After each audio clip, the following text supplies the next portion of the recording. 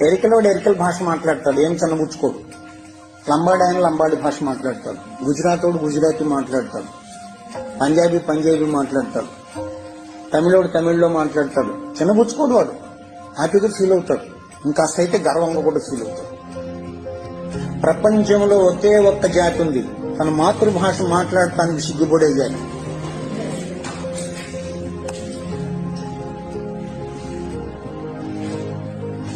ఏం చేయలేం.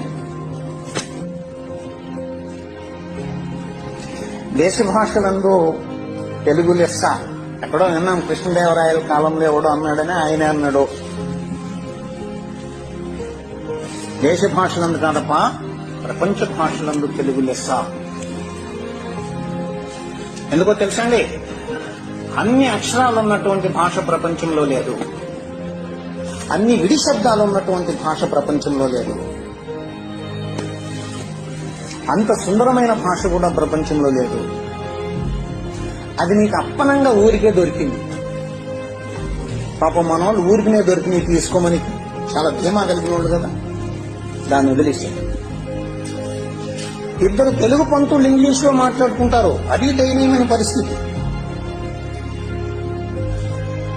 ఈ రోజు నాకు మీరు ప్రతిజ్ఞ చేయగలరా, తెలుగుని ఇష్టపడతాను,